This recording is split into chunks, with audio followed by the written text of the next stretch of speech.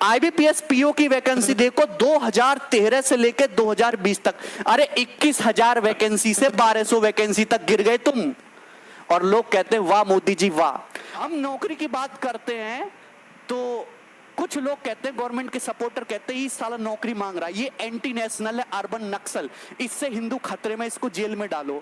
भैया हम नौकरी मांग रहे, जो भी मुद्दे हैं आप करते रहो साइड बाय साइड, हम एंटी नेशनल नहीं है। लोग NEET JEE एग्जामिनेशंस के बारे में बार बार बात कर रहे हैं कि इसको पोस्टपोन करा देना चाहिए, पोस्टपोन करा देना चाहिए। कोई RRB के बारे में क्यों बात नहीं करता है? कोई SSC एग्जामिनेशन के बारे में क्यों बात नहीं करता है? एक वीडियो मैंने डाला था टेलीग्राम पे, जहां पर मैंने दिखाया कि एक बंदा ऊपर से छलांग लगाता है, नदी बन गया उसका शहर, उसमें वो स्विम कर रहा है, तैर रहा है। अब ऐसे हालात में एग्जामिनेशन देने जाएगा एक बंदा, किस हिसाब से जाएगा? अगर जाएगा तो बता दो, आप नाव का इंतजाम करवा दो कि आप मुझे पूछो ना, मैं चाहता हूँ कि एग्जामिनेशन ना हो। कैसे जाओगे एग्जामिनेशन देने तुम? किस तरीके से एग्जामिनेशन दोगे? ट्रांसपोर्टेशन ठप है, लोग बात ही नहीं करना चाहते IBPS RRB के बारे में। अब तुमने जो एक ग्रीवेंस दिया रखा है, IBPS की बात कर रहा हूँ, तो बंद कर दो यार। क्या मतलब का है वो ग्रीवेंस? तो लोग अपना ग्रीवेंस रख रहे हैं तुम्हारे सामने, तुम उत्तर दे रहे हो कि सेंटर चेंज नहीं करवाएंगे। सेंटर की बात से याद आती है कि जब JEE नीट एग्जामिनेशन जब अभी होगा, तो उन्होंने ये एश्योरेंस दिया है कि 99.99% को अपने पसंदीदा वाला सेंटर मिला है। सेंटर्स बढ़ा दिया है लोगों ने, शिफ्ट्स बढ़ा दिया है। RRB में कितने सेंटर्स बढ़े हैं, कितने शिफ्ट बढ़े हैं? चलो यार वो भी बात छोड़ो, आप कोई दूसरे राज्य से डालते हो तो आप अपने राज्य से डाल नहीं सकते, तो वो तो ऑप्शंस खोल दो यार। वो भी खोलने के लिए आप नाराज हो। आप सबको पता है कि युवाओं के साथ कितना बुरा किया जा रहा है। वो अपनी मन की भड़ास कहां निकाले, उन सबकी मन की भड़ास मैं निकालूंगा आज। हम दिखाएंगे तुम्हें तुम्हारी औकात। इस समय भारत में 10 करोड़ से ज्यादा लोग किसी ना किसी तरीके की बेरोजगारी से जूझ रहे हैं।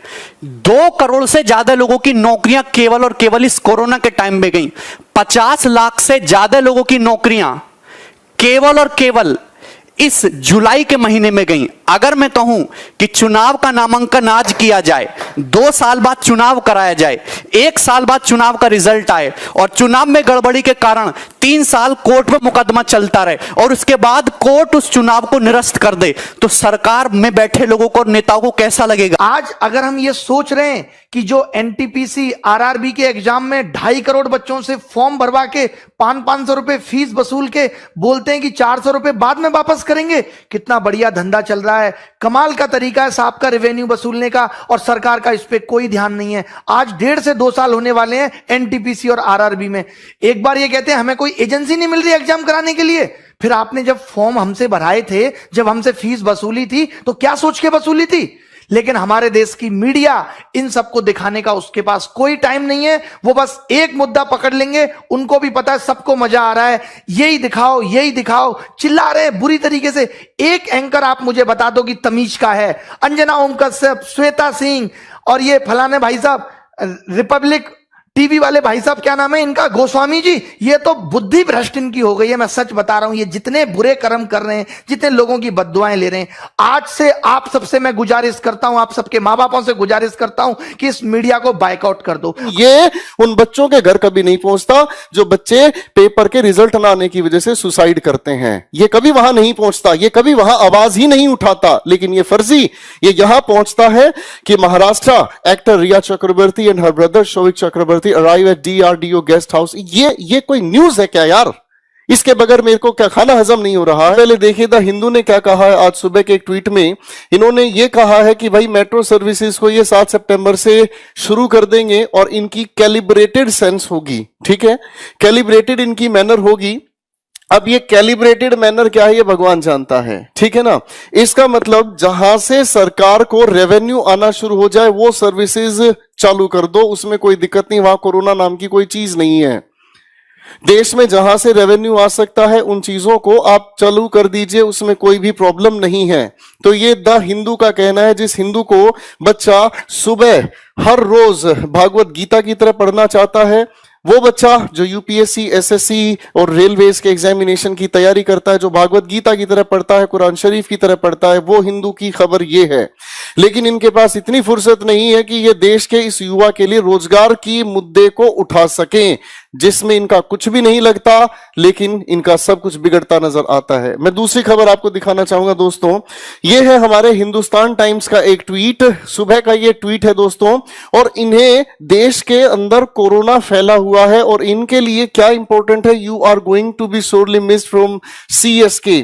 तो ये सुरेश रैना जी की खबर हमें दिखाना चाह रहे हैं कि सुरेश रैना जी भारत के युवा वर्ग के रोजगार के लिए बहुत इंपॉर्टेंट रोल प्ले कर रहे हैं। मुझे शर्म आती है इस मीडिया के बिके हुए चेहरे को आपके सामने लाते हुए, और फिर मैं मुद्दे की बात करूंगा दोस्तों।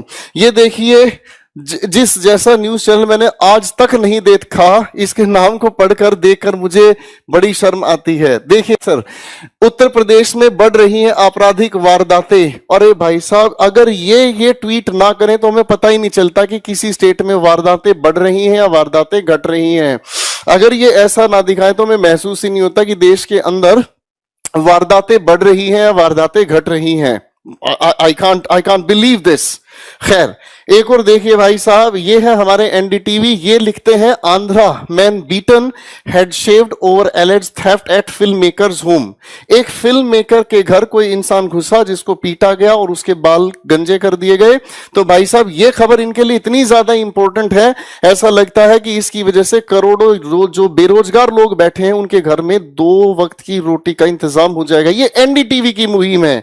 एक और दिखाता हूं मेरे दोस्तों आप लोगों को, ये तो आजकल हर दिल पे छाई हुई है खबर। मुझे ऐसा लगता है लोगों को अगर कोई बीमारी है ना, बीमारी की दवाई बाद में लेते हैं। ऐसा लगता है कि इस रिया चक्रवर्ती को सलाखियों के पीछे पहुंचाने से उनके जीवन में अत्यंत सुकून प्राप्त होगा। देखिए जनाब क्या लिखते हैं, सुशांत केस के लिए DRDO गेस्ट हाउस में रिया और भाई शोवक CBI कर रही है पूछताछ। अरे एक बात बताओ बदतमीज इंसानों, तुम लोगों को यह खबर छापने के लिए, ट्विटर हैंडल के लिए, मतलब ऐसी खबरें आपके लिए ज्यादा इंपॉर्टेंट है कि यह भी बताना कि CBI ने इनको उस पर्टिकुलर जगह पर इनसे पूछताछ कर रही है। अरे भाई हमें करना क्या है ये तो बताओ, क्या इससे मुझे रोटी मिलेगी? खैर कोई बात नहीं, अभी और भी दिखाता हूं दोस्तों, फिर मैं भड़कने की वजह भी आपको बताऊंगा।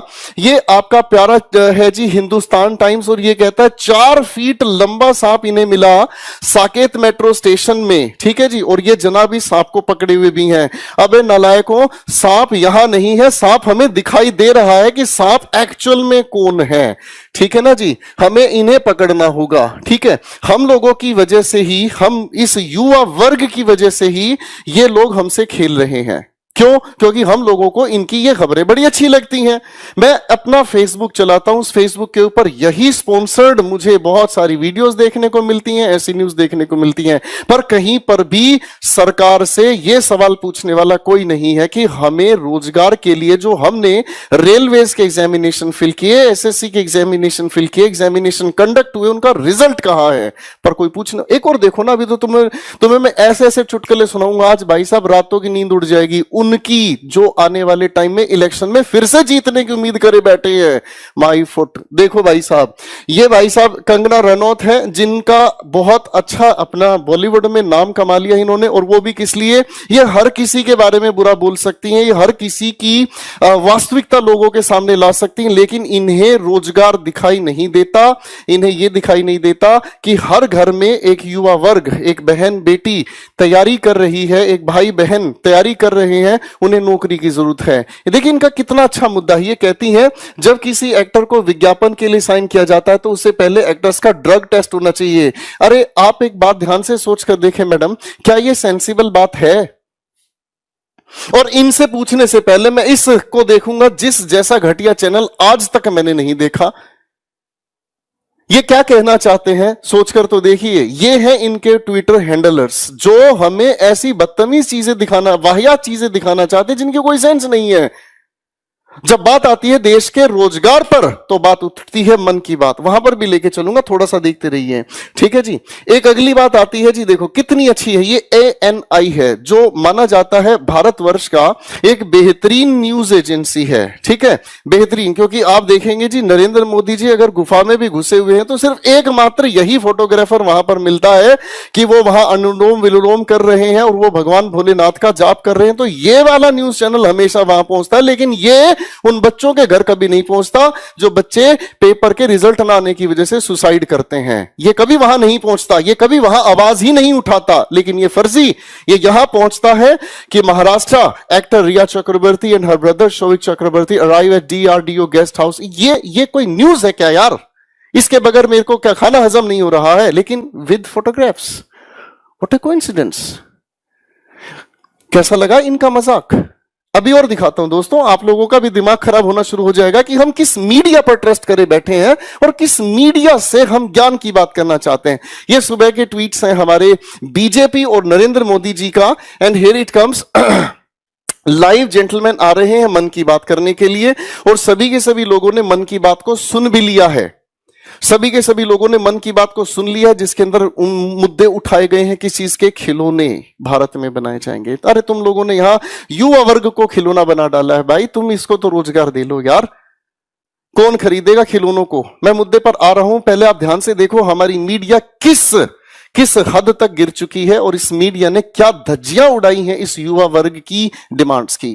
आगे फिर से हमारे मोदी साहब कहते हैं, मुझे बहुत अच्छी फोटोग्राफ लगती है, इन्होंने अपने मुंह के ऊपर ये जो दुपट्टा सा लगा रखा है ना जी, मुझे बहुत अच्छा लगता है क्योंकि इसके पीछे दो अर्थ समझ में आते हैं कि एक कुछ भी पूछोगे मेरे पास कोई जवाब नहीं है, ठीक है ना, और पूछोगे तो मेरे पास एक ही जवाब है, भाई कोरोना संकट आया, अपने घर चुपचाप बैठे रहो, भूखे मरो, रोजगार की उम्मीद मत करो।